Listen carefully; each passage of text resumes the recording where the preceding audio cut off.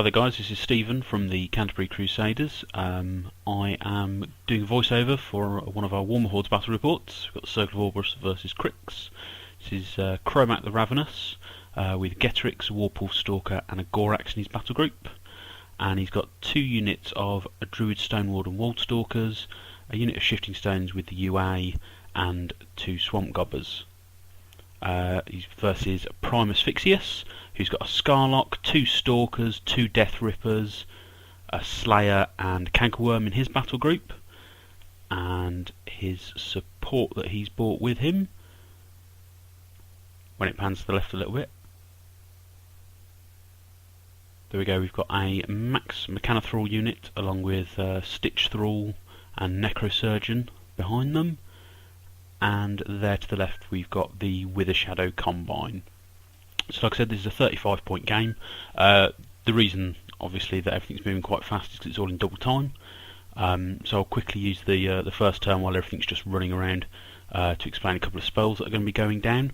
Kromac will be casting Inviolable Resolve, which gives +2 armour and Fearless, and that will go on Ghetorix. He'll be putting Warpath up on himself, which means when a friendly faction model in his control area destroys an enemy model with a melee or ranged attack during its own activation, one Warbeast in this model's battle group that's in its control area can advance up to 3 inches, and the Warbeast can only advance once per turn as a result of Warpath. Kromac has also put Wild Aggression up on the Warpwolf Stalker. This allows the Stalker to run, charge, slam or trample for free without being forced, and it automatically gains boosted melee attack rolls. Right, so as you can see, pretty much with most Warmahordes turn 1s, it's a lot of running up, moving into position. As you can see, we've got those 2 zones. The zones in this scenario are worth 2 points for dominating and 1 point for holding. The Cryx force, as you can see, is mainly the infantry is towards us on the screen, whereas Asphyxious and most of his battle group are on the far side of the screen. Cankerworm, as you can see, is on top of that hill because he has advanced deployment. Ben is currently just allocating his focus out to his warjacks.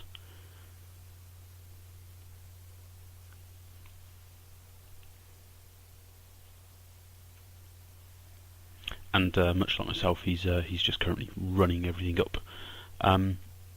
He will be casting at least 1 spell that I'm aware of during this turn. He'll be casting the Scything Touch spell, which is an upkeep. It's target friendly model unit gains +2 to melee attack damage rolls, and affected model gains critical corrosion on their normal melee attacks. As you can see, he's just ran forward there with the Mechanithralls into that zone, and then moved up the Necro Surgeon and Stitch Thralls behind them. Now what the Necro Surgeon and Stitch Thralls do, to those of you who aren't aware, is they collect the corpses of nearby deceased allies and enemies, and then they can recycle up to 3 Mechanithralls back into the unit every turn. So the only way really to deal with that is either kill the entire unit or remove models from play. Simply killing them won't really keep them down. Right, it should also be noted actually he casts Scything Touch using the Scarlock Thrall, so he hasn't had to actually use any of his own focus this turn. Scarlock Thrall allows him to cast a spell of cost 3 or less for free every turn. As you see, Cankerworm has now moved into the zone on the far side of the table. Cankerworm actually has stealth, so he mitigates quite a lot of the shooting that this list brings.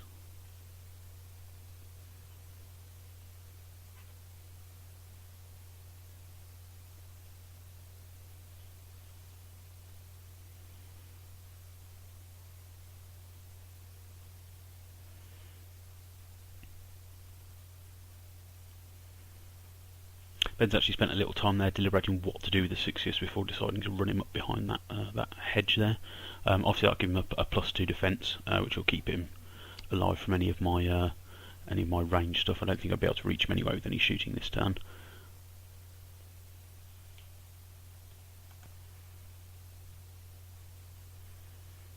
Right, and there we go, and in fact yes, there you go, there's a Stalker with Scything Touch on there.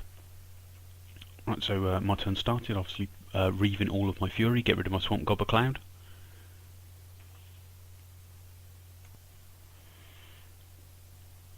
Right, and now I'm going to move the little wolds up in an attempt to try and kill as many of those Mechanithralls as possible.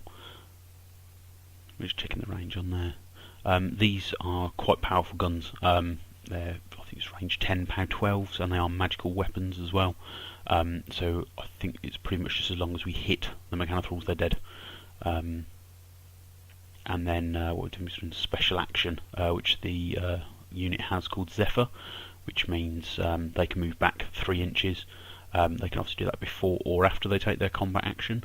So it allows you to move forward and then fall back a little bit, or it allows you to move quite a far distance in advance. Or if you sacrifice your movement to gain the aiming bonus, you could still Zephyr 3 inches and get that, and then get quite a decent rat 8 off them. However, the Mechanithralls are quite low in defence, so I didn't think I needed to do that.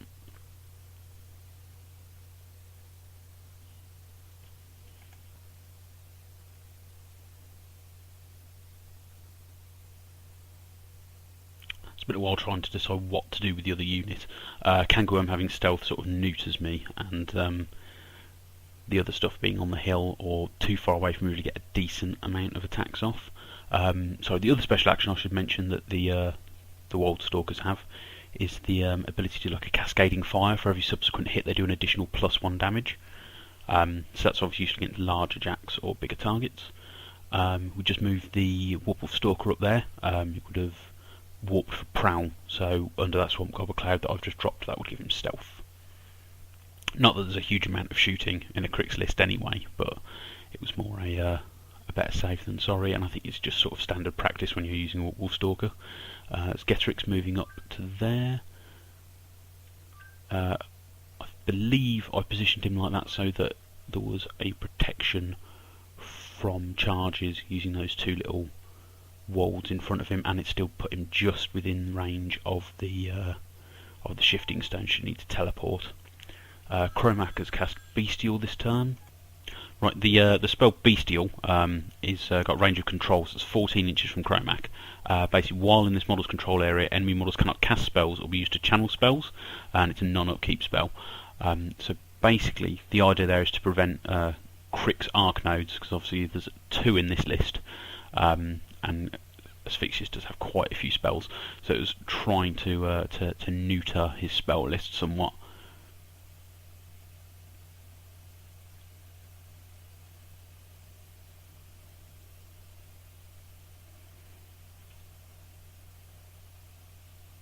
Right, we've just activated the shifting stones, and I've thrown a rock hammer from the UA.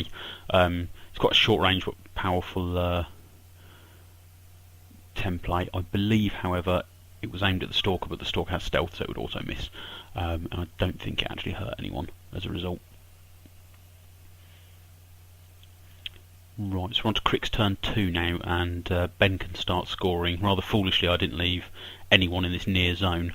I think I just towed the zone with a Woldstalker on that far zone, but foolishly there's no one in this zone, so Ben's going to start scoring points at the end of his turn. He's currently just assigning his focus out.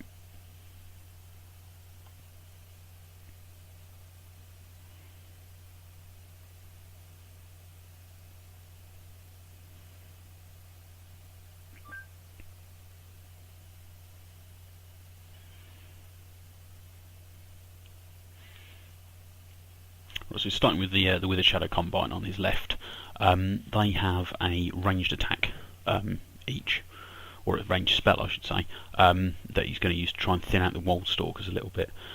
Luckily for me, Woldstalkers are constructs, so they don't give up any souls or anything, because I believe the spells they're using, Darkfire I think it's called, give them a soul token when they kill something.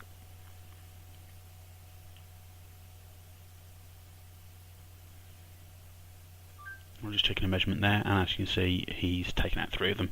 The Woldstalkers, however, being constructs, are therefore fearless and don't need to take any sort of morale check or a command check, so they won't be fleeing.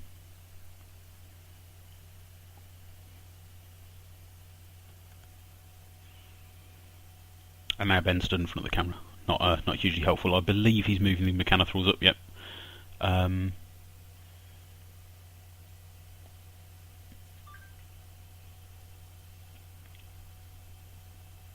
Yep, he's moving the Mechanithralls. Oh no, he's activated the Stitch Thralls and the Necro Surgeon first, and put some Mechanithralls back into play. Which, as I said last turn, it's the 3 that he can turn. Now he's declaring a charge order.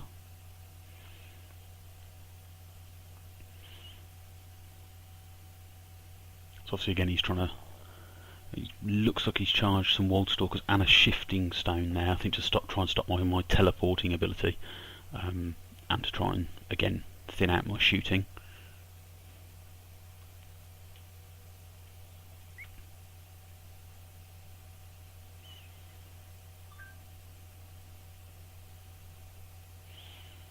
So there you go. He's only actually charged a 3, and the rest of the unit is just sort of fanning out a bit in the zone.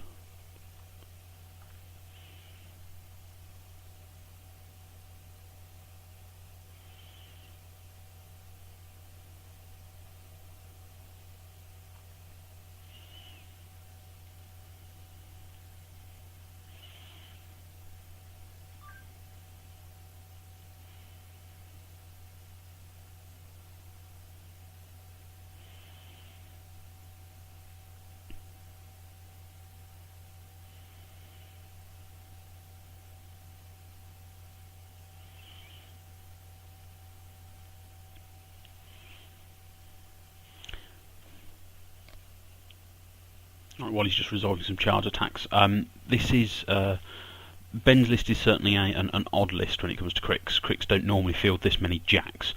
He actually seems to find that the list works surprisingly well, and people never really expect this sort of list from someone like Asphyxious. They're used to the more traditional internet spam, infantry charging all across the board, that sort of thing. So he tries to actually do quite a surprising list by putting this large amount of jacks in. He, like myself, has been playing it for a long time, since partway through Mark 1, I believe, although we both have taken a break from it for several years now, come back to Warmahordes. As you can see in the far zone, he's actually just charged Stalker across to take out the Woldstalker that's just towing the zone, so that he can hold that zone as well. So as it currently stands, he'll be scoring 1 point for each zone. That was foolish on my part. I should have paid more attention to the scenario, which is strange, being a circle player I normally do. Oh, by the look of it, I think the Stalker actually just failed to kill that guy. So Cankerworm's going in. Cankerworm is actually Asphyxious' sort of pet character jack, I suppose. If he's in Asphyxious' control area, I believe he gets an additional move at the end of his activation. So what's just happened there is he's come in, killed off 2 of my Woldstalkers that were near the zone with Cankerworm, and then he's backed off a bit to try and prevent any charges, although he is aware that Warpwolves have quite a decent charge range, especially the Stalker, because it has reach and speed 6, and it charges for free due to the effects of wild aggression. He's just moving his Slayer into the zone to try and ensure that I definitely can't clear the zone in 1 turn.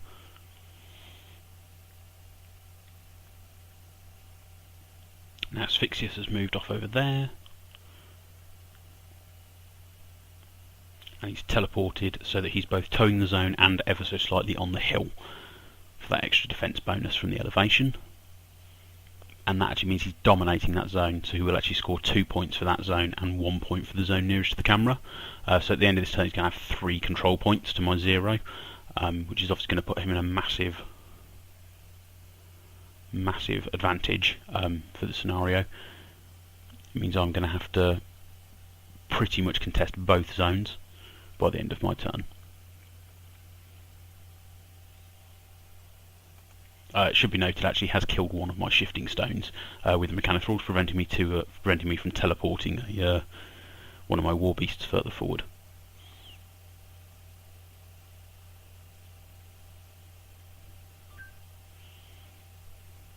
Right, so what I've done is actually I've activated the shifting stones first, just to get them out of the way. I tried to throw a rock hammer at the Deathripper that's hiding back there. Obviously, because it being an arc node, it still has the potential to be bad for me.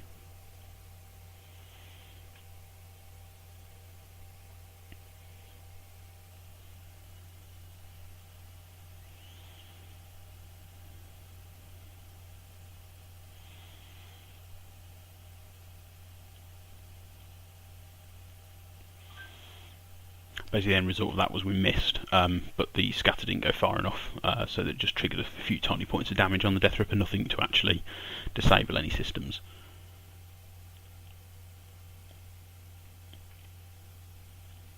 So what I've done there is I've actually taken a bit of a gamble and I've run the Swamp Gobbers, so that to try and get as much stuff into that zone to contest it as possible.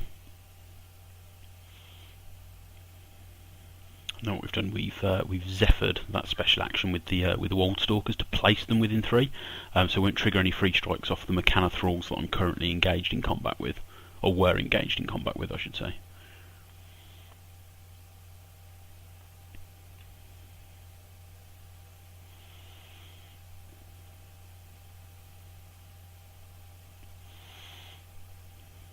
So now basically I'm just trying to clear out the Mechanithralls, either kill as many of them as possible, or you know, wipe out the unit. Killed a couple there. The Stalker moved up, triggered a warpath move, which is why it's now moved slightly closer.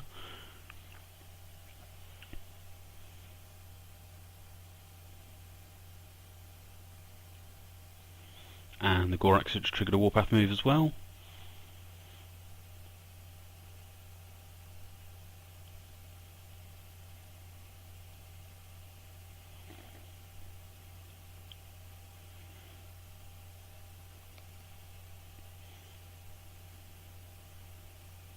Trigger a warpath move off Ghetorix.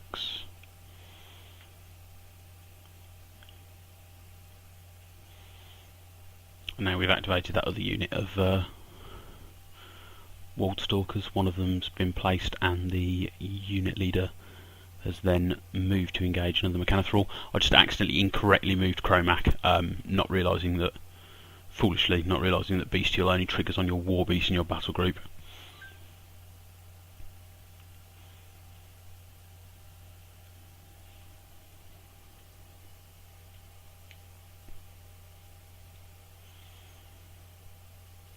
So basically what's now happened is I've feated with Kromac, and Kromac's feat allows him to take up to 7 damage points, and for each of those 7 damage points he gains a point of fury. So I've obviously spent my 3 upkeep spells. I then used my remaining 4 fury to cast the Warpwolf Stalker's Animus twice. The Warpwolf Stalker's Animus gives out Lightning Strike. Lightning Strike is at the end of your activation. If you killed a model during your activation, you then get to make a full advance. So what he's done is he's dropped that on 2 of the War Beasts. I believe it's actually on maybe himself and Ghetorix.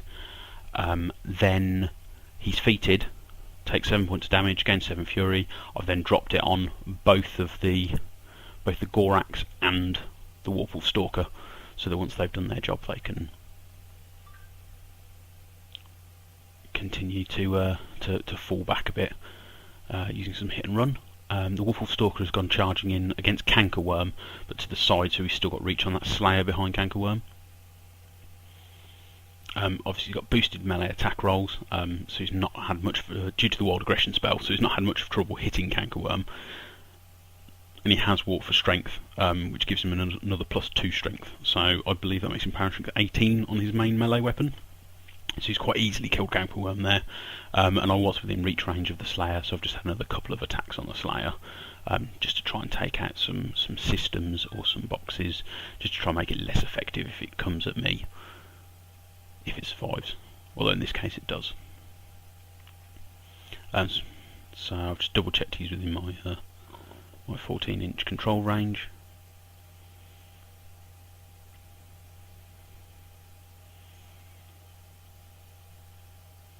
And then with any of his activation triggered Lightning Strike. What I've done is I've moved him back so he's just towing into the zone, so he is contesting it, and being a defense 14 heavy War Beast, he's still reasonably durable. So we've charged the Gorax in now, trying to take on the Stalker.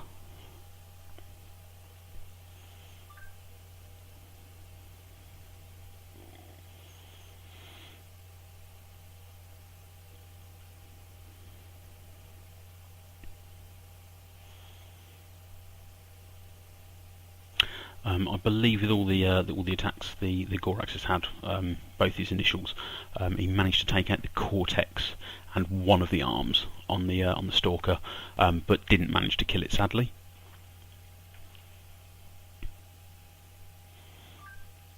It should also be noted we did forget to place a wreck marker for Cankerworm. Now Ghetorix has just walked into melee there, so he's going to axe the guy just in front of him. That kills him, and then he's going to claw the guy, or bite the guy, sorry, next to him. He's killed. So that is actually the Mechanithrall unit now dead, and then he's lightning strike, so ever so slightly back.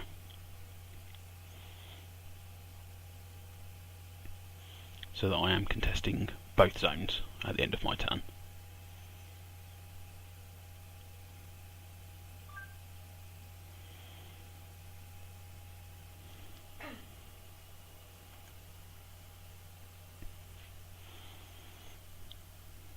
The reason we chose actually to do these lists, particularly for the battle report, is we have just played a Steamroller tournament, literally like a couple of days before we filmed this, and we were meant to do some filming during the tournament. Unfortunately, we didn't really have a good place to put the camera, so what we've done is we've both just taken one of our tournament lists that we were using for the tournament and just played that to try and show you the sort of lists that were being fielded. Right, so Ben's obviously allocated out all his focus, and he's actually charged the Warpwolf Stalker with his Slayer. Oh, sorry, he hasn't charged him. He's slamming him to try and push me out of the zone. And foolishly, it wasn't something I'd thought that he was going to do. He did only slam me 1 inch, but annoyingly, it was enough to push me out of the zone, push me out of his melee range, so it won't kill me. However, given that he already has 3 control points, all he now needs to do is kill those 2 Swamp Gobbers and get that Gorax out of the zone. To then dominate with Asphyxious, and then it's game over for me. I will admit, I don't very often use power attacks myself, probably because using Warpwolves, a lot of their standard attacks are generally enough to get the job done, so it wasn't that I hadn't really considered being slammed out of the zone. My fault, should have thought about it. As you see, Asphyxious has now charged into the Gorax. He does have sustained attack on his spear, which means if he hits once, he only has to pay a focus to just keep hit me. When he buys an attack, he doesn't have to roll. So basically, Asphyxious has gone charging in. I believe he's also feated as well.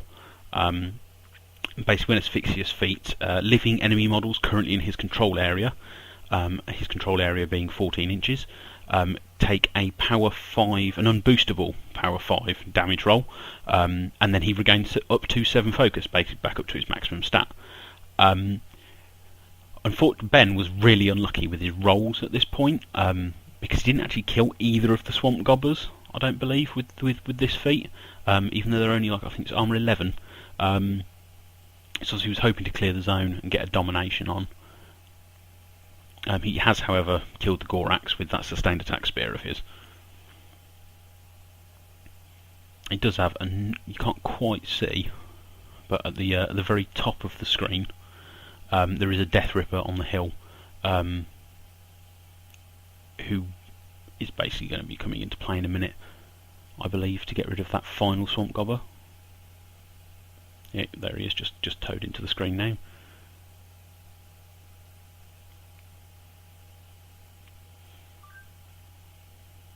The Swamp Gobber's actually got a reasonably high defence value, so I'm not sure if he's actually going to manage to hit with... Oh, he did boost the attack roll as well. But he missed. So then he's sending in the Stalker. This is the one without the Cortex, so it's literally down to... And there we go, it's managed to kill me. So that was the game. Ben did manage to get the 5 control points to my 0. And that's the end of the game.